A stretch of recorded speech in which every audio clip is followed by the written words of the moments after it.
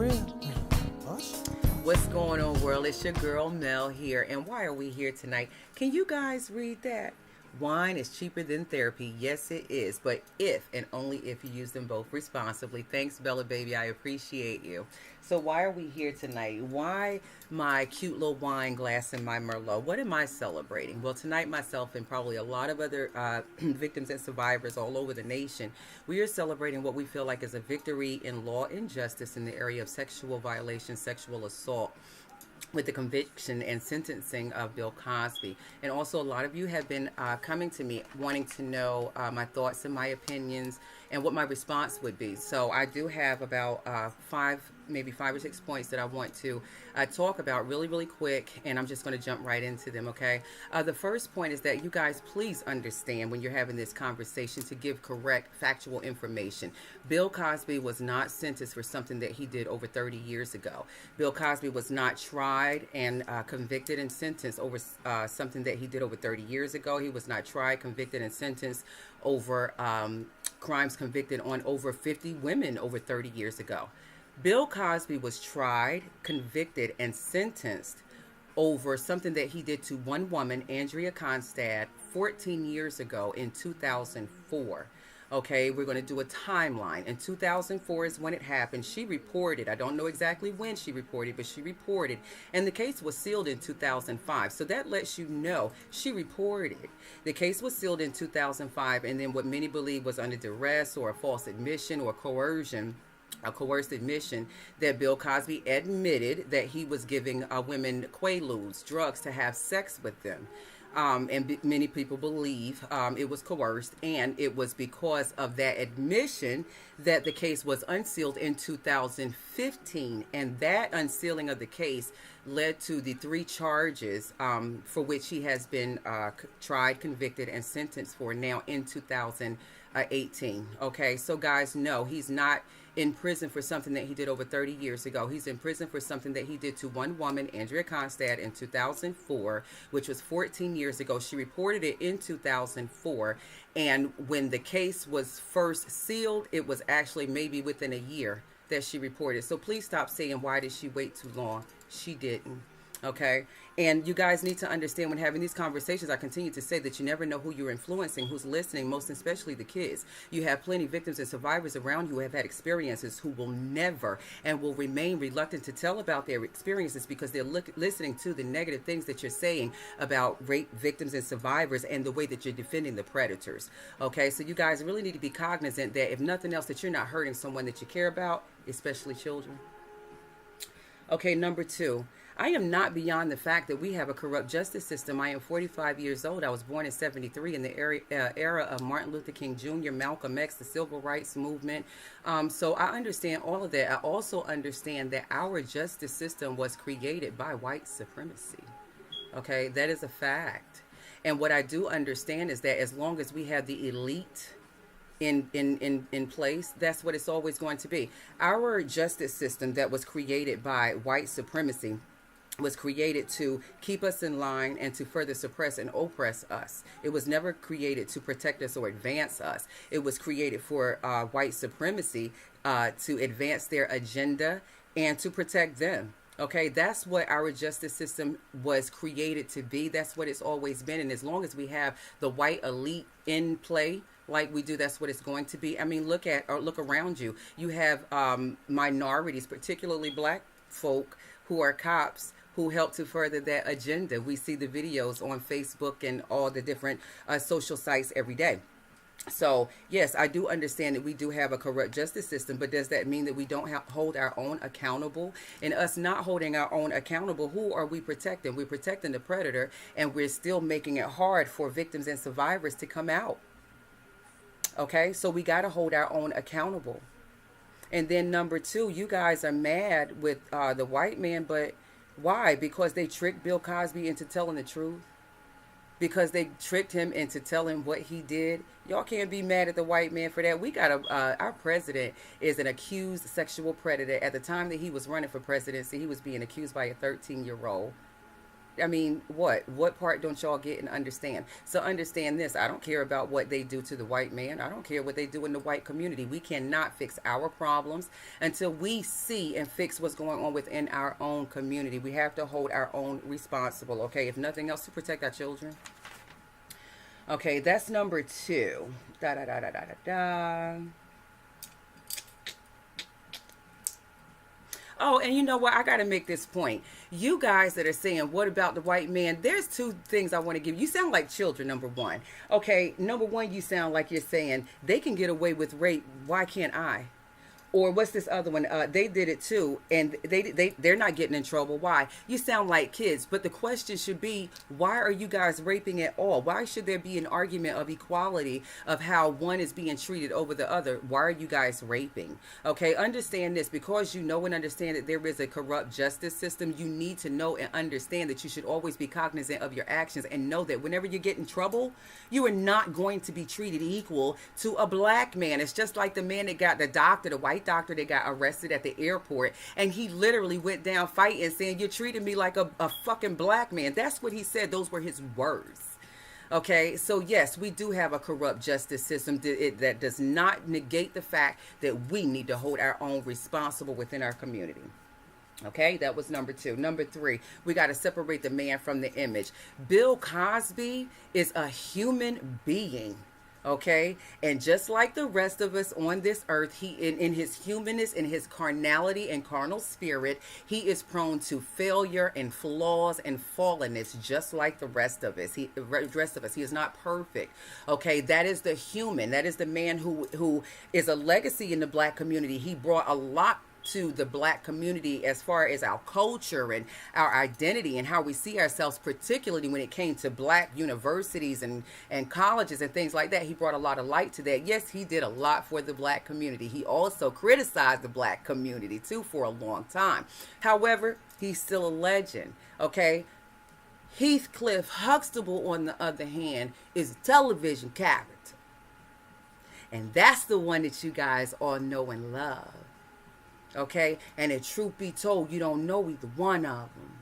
Okay, you don't know what Bill Cosby was doing in his spare time, in his private life. Conjecture. You don't know.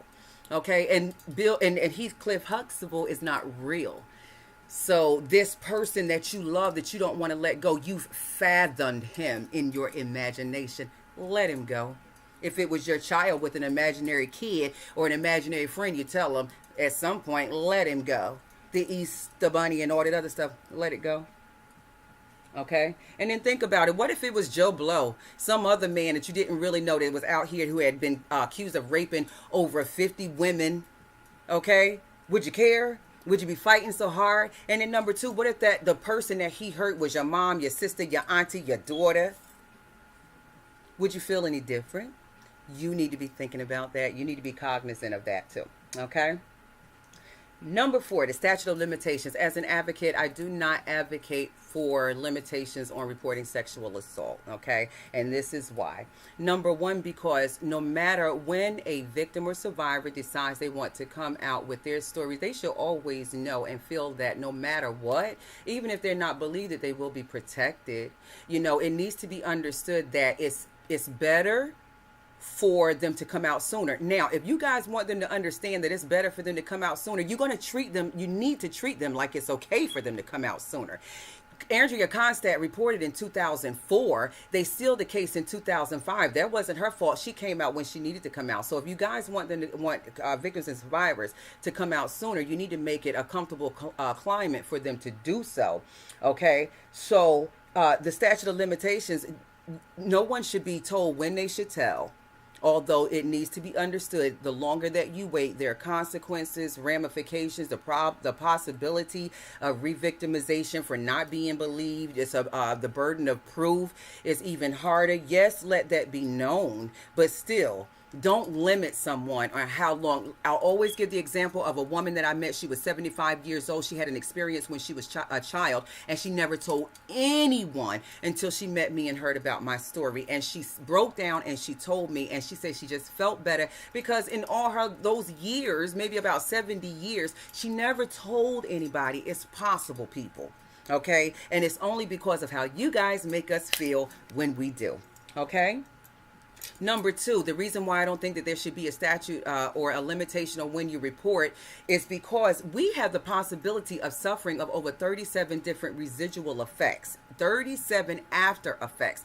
Me personally, I did suffer from all 37 in some form until I started my own recovery in 12 years ago. I've been doing my own recovery for 12 years, and now I'm down to maybe 1 to 3. And understand that it is because of these 37 different residual effects that my third reason that there should be no statute of limitation is the amount of money that it costs for recovery. I always say that when a person is sexually assaulted, especially a kid, you might as well take a gun and put it to their heads and pull the trigger, because essentially in that moment you have completely changed their lives. You've taken their lives. Okay, you've either killed them or you have just messed them up for the rest of their lives. And it takes a lot of resources to get one back together. Okay, counseling, therapy, psychiatrists for those who suffer from mental disorders, okay, mental issues. And then you have medical doctors, because a lot of these things that we suffer from, okay, PTSD is a huge one, anxiety, depression, all of that, all of those coincide with a lot of the physiological stuff, the physical ailments that we deal with in our bodies too. That costs money. Okay, so no, I don't believe, and I will never believe, that there should be a limitation, a limit on when people are to report their sexual assault experiences or their sexual violation experiences. Okay, so I think this is my last point that I made. I want to make, and I don't think I've missed anything. The most important thing that I want to say that comes out of this whole thing is we're not just celebrating, oh yes, we brought down Bill Cosby. Okay, that's not what this is about. For us and for me, and I hope this is for a lot of the other advocates too, the biggest thing that comes out of this for me is that Bill Cosby has to register as a violent sexual offender for the rest of his life. And the reason why that is so big is because he's only been punished for one. Okay, there are so many women that Bill Cosby have hurt who said they will never come out. Okay, I've been researching this stuff for years. Okay, there's a lot of women who say they will never come out. So in him, this conviction, I don't care if he don't serve no more than a day or a week. I don't care. The biggest thing for me and what I'm most proud and happy for is that he will have to register as a violent sexual offender for the rest of his life. So guess what? That whole legacy that he built up in the black community and our identity and all this other stuff, a philanthropist and all this that he did, okay? Watch yourselves. Don't be so high on your horse that you feel like you can look down on others and point fingers on others. Because guess what? If you ain't got your nose clean, you can't go pointing the finger at somebody else. Because see, now America's dad is sitting his ass up in a state prison tonight as we speak for some unspeakable shit that he should have gotten more time for. Okay, y'all up here mad because of this shit. Guess what? A lot of us should be mad because he ain't 3 to 10 years. What the fuck is that?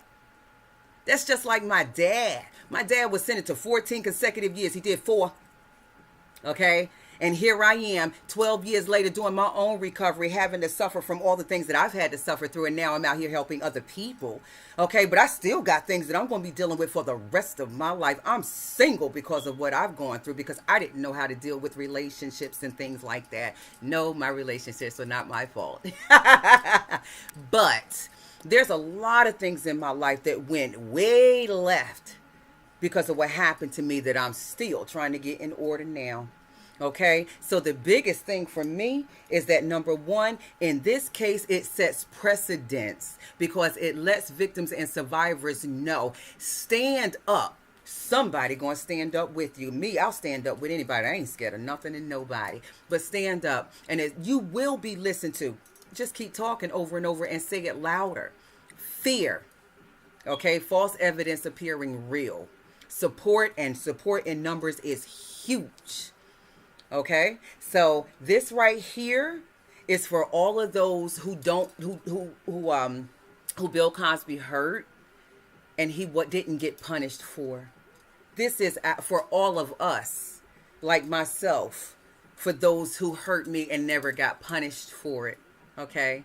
And I'm sorry that you guys are in your feelings, okay? But learn how to separate the man from the image, okay? And learn to understand priorities and what's most important, particularly in our community. I mean, like, really, how you going to have the audacity want to talk about another race, about what they're doing and what they're not doing, when we are absolutely not doing what we need to do in our own community to make sure that our shit is straight and our kids are protected and taken care of? We've got to do better. So that's it, guys. I appreciate you as always for sharing your time with me and even listening to what I have to say. Okay, I love you all, and in everything that I do, it is always my mission to help, heal, educate, motivate, and inspire and challenge rationales. So I hope that's what I was able to do for you today. Okay, give you a little bit of information to spread awareness with factual information, and to give you something to think about, to be cognizant of the people that you're talking around, because you never know who you're influencing. Okay, I love you guys. Be safe out here, and many prayers to all of my friends and family, neighbors who are still suffering and trying to get through after Hurricane Florence. I thank God, by the grace of God, that me and my children are safe and we're safe. And I just want to make sure that you guys know that you are in my prayers constantly.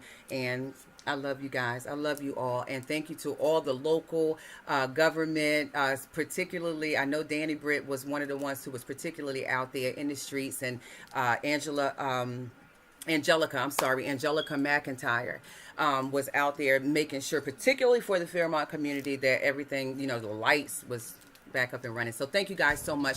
I love you. I hope I haven't taken up too much of your time. Later. Be safe out there, folks.